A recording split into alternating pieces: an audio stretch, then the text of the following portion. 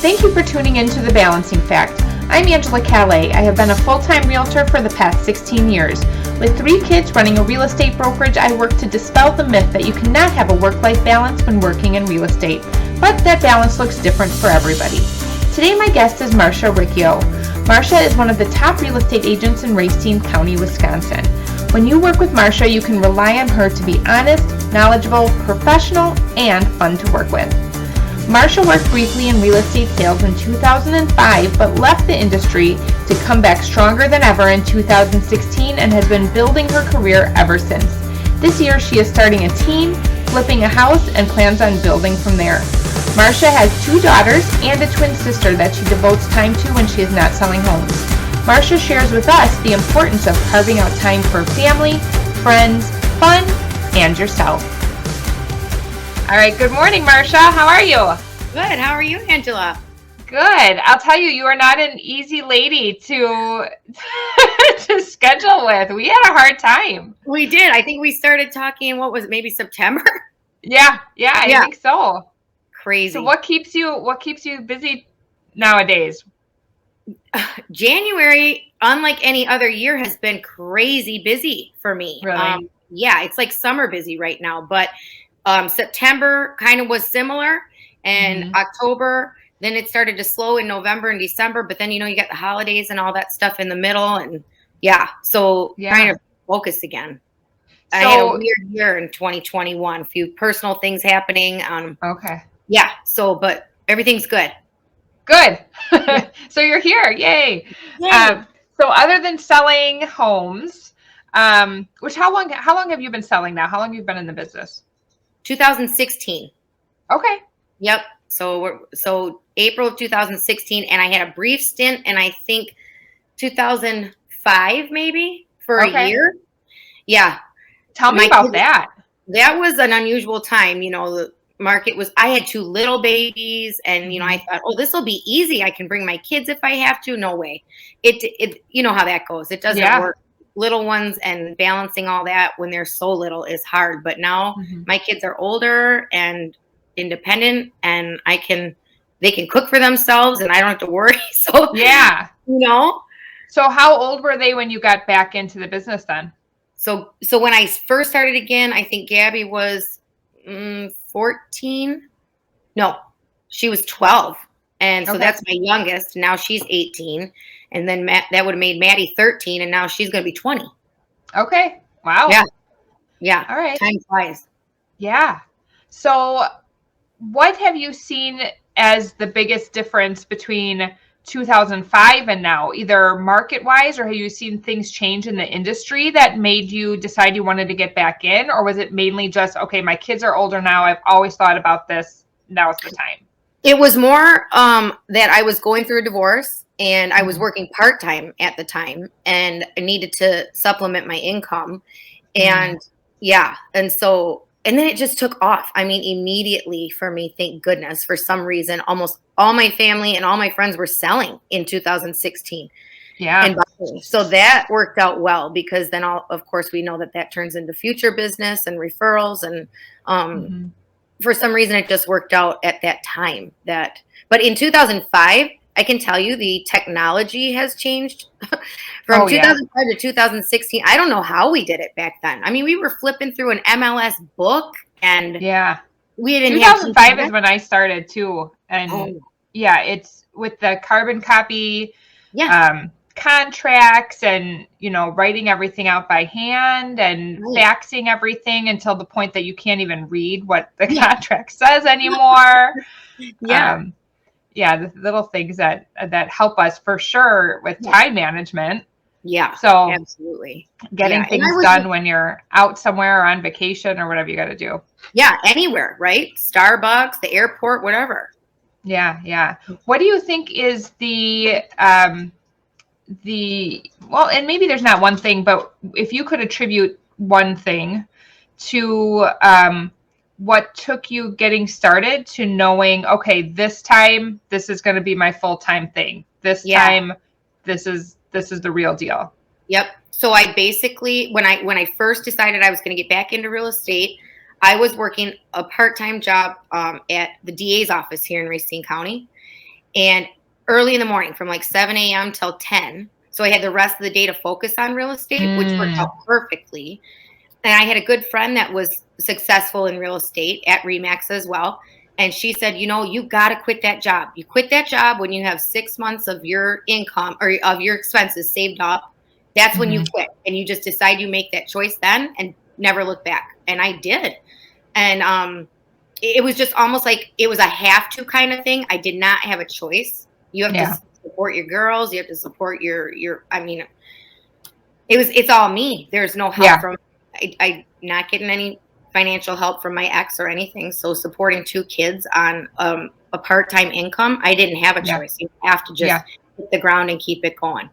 I think that is such a big differentiator between those who move forward and those who don't, is those who make the decision that I have to make this work. Yep. And you figure it out as you go. And that looks different for everybody too. You're right. What type of support did you get from either your office or your brokerage or anywhere that you looked outside to figure out, I got to make this work now. What am I going to do? Yeah. Well, there is a ton of support for me at my office. I mean, Remax, I can't say enough about my broker and the support staff and the other agents there. This obviously is a very competitive industry, but the people that I've run into, it doesn't feel like that. It feels supportive and everyone wants to see everyone succeed. I mean, it's not everybody, but for the majority of the people I keep myself around, that's what I'm seeing. And so it's encouraging too, which also keeps you going. Yeah. But yeah, Sandy, my broker, she's there anytime you need her, has the best advice. And again, I've never seen encouragement come from a boss who, it just makes you want to do more. Yeah. That's so important. It is. Yeah. Other than selling homes, what other types of things do you do that keep you busy? So, well, I have the 2 girls and they do keep me busy. And my family is so close to me. I have a twin sister. She lives about 2 miles away. We have dinner every Wednesday, every Sunday as a family, all of us. And, I mean, I do stuff with kind of staging, I'm starting on a flip. I brought on a team member this year. I did take off of my plate all the stuff that goes hand in hand with owning your own business. So how so? Financially, keeping records and taxes and that type of thing. I hired that out. It was one thing I couldn't keep up with well. Yeah. And in order to balance, I had to do it. I wasn't doing it. And then I would put it off every year and then I would dread it and it wasn't getting done. So I put myself on payroll. I opened an LLC. Okay. Put myself on that. That's helped a ton. But as far as like keeping myself busy, it's day to day. Everything's different, right? I do make time for definitely having fun with friends and family, and otherwise, how do you rejuvenate? You cannot have all work. Yeah. Well, and you mentioned Wednesday and Sunday dinners, twice a week. That's such a huge commitment. It's a lot. It's a lot. And sometimes it is a lot. And you're like, I don't want to go back on Sunday. Yeah. But it's important, I mean, it's my mom, my sister, and then I have 2 daughters and so does my sister. So it's 5 girls. No, 5 girls. And it's a lot of estrogen in the room. But do you have any type of system in place for, somebody who says, I need to see a house Wednesday night, and you say, I have a standing appointment, or how do you respond to that? I mean, it does happen for sure. And a lot of times I'm able to still keep the dinner or, show the house a little earlier or even push it off till the next day, just because, I mean, I know the market's hot, but usually we have a day or 2 to get into something now. So that's been helpful. And then winter time, you almost can't see anything after 5 because it's dark. Summer changes for sure. So if I make it, I make it. That's wonderful. But there have been times I've missed it, and they're understanding for the most part. Yeah. That's good. That's good.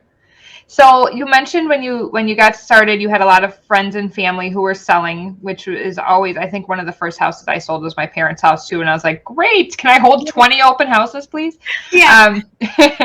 So getting that ball rolling, what types of things did you do, and maybe that you still do, or that you've changed over the years as you've learned to follow up on those leads that you get from that, or how do you maximize on gaining those repeat clients and referrals from those clients?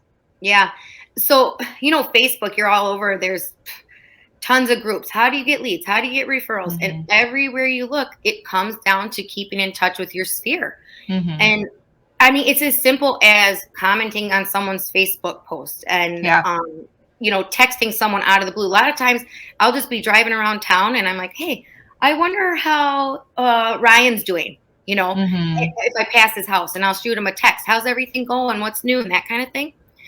It Yeah. doesn't take but a second. And then every month I do a newsletter to people that I keep in, and I'm not the best Okay. about keeping up with those emails, but I try to update that and keep everybody at least getting something each month. Mm-hmm. And then at the end of the year, I send out like a Christmas calendar kind of thing, which is Sure. probably goes in the trash most places, but at least they see it. And Yeah. but Just reminding them. Yeah. yep. And just getting your name out there. I send out just listeds, just sold. And that's actually been incredible. You get a lot of business from doing those things, believe it or not, and it's Mm-hmm. pretty cheap. Yeah. Probably $50 every time you get a listing or a sale. Yeah. And the calls you get from those things that's been good. Yeah, I agree. Do you use an outside service for that, or do you have something inside Remax that you do both Remax of? does have a program that's linked to, I think it's Deluxe or Express Docs, one of those two. Mm-hmm. It's really easy through that platform that Remax offers us. So yeah, everything's saved. It's a couple of clicks. But it's just all those little things take Mm-hmm. time. And when you're busy, it's hard to remember to get your reviews, get your follow-ups, get your, all that little stuff is just something that can be overwhelming. But do you have anybody on the back end that helps you keep up with the sphere, or any type of transaction coordinator? It's all you, huh? Yeah. And I think I'm going to have to end up getting somebody for that. Especially adding this team member. You need to take some of that off your plate. You can't do it all and do it all well. You know? So, and I don't want to get, I mean, how many transactions did you do last year? You've done incredible. Me personally? Yeah. Oh, I can't remember. Yeah, a lot. I don't really I don't track my personal. Exactly. So you just, but a lot. And it's like you can let things slip through the cracks, and then you're always wondering, did I forget something? And thankfully, it's nothing big ever, but I find that it helps you, having somebody on the back end will help actually be able to keep schedules and keep your day organized. Mm-hmm. Because those are the types of things where you've got emails kind of coming in. You don't know when it's coming. You don't know how urgent it is. You don't know, there's all those little things that you're right. You don't want to put off, and you can't miss. Right. So, keeping on a schedule is really important for me. And that takes a whole part of my schedule that I don't have to worry about or adjust around, and have somebody else take care of that, who is very trustworthy and knows what they're doing. Yeah. And did you find that person? How did you find your person? I placed an ad. So I think I placed an ad on, I want to say, what was it? I don't know. It's just, I want to say ZipRecruiter, but part of me thinks that that's just a commercial I hear all the time. That's not actually what I use. I can't remember, but it's basically just a job posting site. Okay. And I actually got so many responses that I had to hire somebody to go through them and narrow them down and schedule appointments for me to interview people, because I didn't even have the time to go through all the responses I got. It was crazy. And I got very fortunate with our office manager now, who had experience in the field. That's So, important. and Experience. she spoke very highly of you, which is how I came to give you a call. Oh, is it Alex? Yeah. Yay. Yeah. And she just got her. You have to talk to Marcia. You have to talk to Marcia. She's so sweet. Yeah, she was with me a while. I miss her. Gosh, I mean, she did a lot for me, and yeah, I miss her. So you have her. Yeah, I got her. Alex, good girl. Good. Yeah, and now she's transitioning into sales too, and it's interesting because one of the things that I think all new agents struggle with is where do I start? Where do I get my first sale? Where do I get my first client? So those are the things that we're going through now, is trying to help her realize the database that she has that she doesn't realize she has, and then how to reach out to them and just let people know that you sell real estate. And it can start as easy as that. Just reminding people. That's it. And don't be afraid to start conversations with people anywhere. You could be in line at the gas station and you know, hey, here you, I mean, there's people that do it and it works. Oh, I mean, I'm not that brave, but yeah, no, I can't either. Yeah. When I first started, what I did is I wore my name tag everywhere I went. So I was not bold enough to approach somebody, but the name tag invited them to approach me. And then I was comfortable because they came to me, and it was just that simple. Yeah. That's a really good idea. There's a girl in the office, and she's not, I guess she's been in it a couple of years now. She had this really cute Remax coat on yesterday, and I thought, I need to get myself one of those. And that will open a conversation, because who doesn't talk about buying and selling houses? I mean, it's everybody. Yeah. There's days where I'm like, come on, I talk about this all day. Can we talk about something else now? Yeah, exactly. But it's an interesting topic. I mean, people love to talk about houses. They love to talk about the market. They love to talk about the story that they heard from their neighbor and, what happened at this person's home inspection. I mean, everybody's got a story, right? For sure. Yeah. We could write a book. We just have to be the experts. Yeah. That's all. Just be the expert. At least at one thing. Yeah. So you mentioned you're adding a team member and you're building a team. What made you decide to do that? So Paxton is his name, and we've been friends since high school. And he was with Starbucks for 22 years and approached me, I guess it would have been maybe last January. Hey, how do you get into this? And blah, blah, blah. I had him meet with my broker, and then he was licensed in April of 2021. And then just really couldn't focus because he was full-time at Starbucks. And then he just decided, I'm going to transition full-time. And I said, well, let's start a team. And so we've only been doing this 2 weeks now. Oh, wow. Yeah, it's brand new. It's brand new. But we have all this energy and we're so excited. We know so many of the same people. Then it's like, you don't have to think. So all of our friends, they don't have to say, hey, do I pick Marcia? Do I pick Paxton? They come with us, Yeah. And obviously there's going to be kinks and things to work out and stuff. We don't know what we're doing when it comes to this stuff. But we have the same mindset and the same goals. I think that's the most important thing when you're adding a team member. Yeah. Yeah. And the backing of our broker. I mean, she's got the best advice. She's seen teams succeed and then not succeed, so she can guide us in what works and what doesn't. And she has been.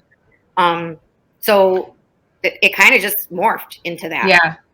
Do you anticipate it being kind of like a listing agent, buying agent thing, or more? For now, it's probably me more the listing and him working with the buyers.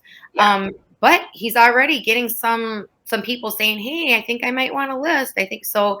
We've got it's kind of just ever changing, ever evolving. And we're not going to be like, hey, that's yours and that's mine. And communicating. Well, like you said, I think the most important thing too is knowing that you have the same mindset, you have the same values, because having a toxic relationship with somebody that you're working with is it's a drag all the way around.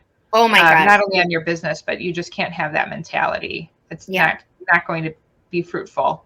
It won't bring success for sure. Yeah. The energy has to be positive. So, and it is. Yeah. Yeah, good. So is there any type of specific goal that you have for your business this year, as far as I want to implement this into my system, or I want to make sure that I continue to follow through on this? Anything that you have set out for in 2022 that you'd like to make sure you're on top of? Well, if I could get that transaction coordinator, that would help me so much. Yeah. Yeah, because then I could push some of that, not push it onto them, but I guess trust Delegate them. or Yes, delegate and trust them to handle the things that is always in the back of my mind that I'm not getting to. It's Mhm. those reviews that are important. It's Yes. the follow up that's important. It's those little details that are important. And I don't ever want to be out of a transaction at all. I'm super hands on. So I'll Yeah. probably continue to do most of it, but definitely like managing my CRM, Mhm. maybe following up with leads that, because I'm purchasing leads now for Paxton. Oh, okay. Just to get kind of the ball Get the rolling. ball rolling. Yep.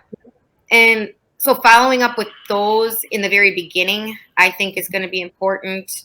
Keep some of them on the hook. And yeah, it's that back end office organization stuff that, because I'm just not a spreadsheet person or a checklist person. I just do Okay. what comes up when it comes up. Okay. And so more of a system Yeah. that someone puts me on, I'll do it. Yeah. Well, imagine, look at how successful you've been so far without that implemented. How exciting to see what you'd be able to do getting that in place. It could be cool. It could. Yeah. So, yeah. Yeah. I'm excited for that. And it's also been fun. Paxton's, I guess I'm gonna stay blessed to have somebody that's been through like almost every, and I guess not every situation, but a lot of situations I can say, hey, don't do this, don't do that, or here's how you Mhm. handle this, here's how you handle that. I learned it all just on my own. So he's got me to help Mhm. guide him, which will set him up for success right away, I think. Mhm. And I'm having fun doing it. Like, Yeah. walking through contracts, telling him, here's what you do at a listing appointment. Here's what you do with a new buyer. Mhm. And we go to things together. So he's picking up on some of the things that, every client's different. So there's Yeah. things you How to can, adjust or how to respond to certain things. Yeah. yeah, absolutely. So, I mean, that's one benefit. If I could say to anybody getting into this business, I would try to find a mentor who is willing to allow you to maybe even shadow for a week or a month, Mhm. um, and sit with them. And it's going to help your business in the long run. That month of learning, Mhm. you won't be making money probably, but in the long run, it's going to help you make more money by Yeah. learning from somebody that has been successful and that has been through a lot of the situations that arise in the transactions. Yeah. Yeah. And you're only going to learn by doing. And Exactly. those are the things that you remember. You can study and study and study, but until you do it and go through it, it doesn't really sink in, I don't think. Right, right. And the ones that really sink in are the ones that you learn lessons from, and those you'll never Oh forget. yeah. Those are the those are the tough ones. Yeah, exactly. Yeah. Yeah. So I know you mentioned that you're also working on flipping. Is Yeah. it one flip, two flips, or It's, how long have you been doing this? well, I picked up a property last February with the intent to flip it. It was a piece of land with a tiny house on it. I wouldn't even call it a house. It's more of a shack. And Okay. I was going to put a property on it, just tear it down and build from the ground up with the Mm-hmm. help of like a friend that I have that's in the business and some connections like that. But it turned out to be that my sister is going to buy it and we're Oh, working on get it. out. Yeah. So it's not really a flip because she's going to end up living in it, but it Okay. is because it's a project from the start. So Yeah. it'll be my first experience with something like that. Mm-hmm. It's fun. It's exciting. Just, finishes to pick out and Yeah. making it. It's fun. I mean, that is a real passion of mine is Yeah. design and decorating. I Mm-hmm. love that part of this because there is some of that involved in real estate. You get to Oh go yeah. into people's houses and kind of move a few things around or tell them, Mm-hmm. maybe this should be painted or don't bother doing that. And helping them through that is another fun part for me. Yeah. Yeah. I agree. So long term, where do you see your business going? So I mean, I'm going to do this probably till the day I retire for sure. And I Yeah. don't know when that is because we know we have some folks in this business they've been doing this for Oh 40 my years. gosh. Yeah. Yeah. So I'm late in the game, starting when I was Yeah. like late 30s. But yeah, I'm going to do this for as long as I can and then just stem from that. Maybe Yeah. more flips, not rentals. I'm not getting rentals? involved in that. No? Okay. No, not in that. But I don't know, maybe staging, Yeah. things like that. And that's probably not that necessary in this market now, but maybe eventually. Mhm. Yeah, Do you see building your team larger? I do. Yeah. Yeah. Maybe one or two more agents on the team, but not something crazy where we're just, Yeah. 'cause we need a and that balance. and that can always help just with the scheduling and taking over showings or, and just being able to have some of that leverage that frees up your schedule so that you can either focus on doing other things or spend some time focusing on yourself too. Yeah, and that's important. You're right. A true vacation would be a wonderful thing. Yeah. Where you're not having to do amendments on the beach and Yeah, right. yeah, but whatever it takes. And so that's always, you have to keep it going no matter what. Yeah. Now, do you keep like a specific schedule? Do you have certain hours that you're up at a certain time, you start work at this time, or is it just kind of you see what the day brings you, or how's your day structured? It's what the day brings me. Yeah, and it can change all the time. But I mean, I had an appointment this morning at 8. I obviously stick with that, but anything can come up in your day. Someone could say, "Oh my gosh, a new listing just hit. Can you meet me today at 4?" Hopefully I can. If I can't, push it off, move it up. But yeah, it's juggling every day. No, I don't have a specific, and I should. I know every coach tells you, yes, block this time off, block that time off. I saw your email response back. I check my emails twice a day. Yeah. That's amazing. Yeah.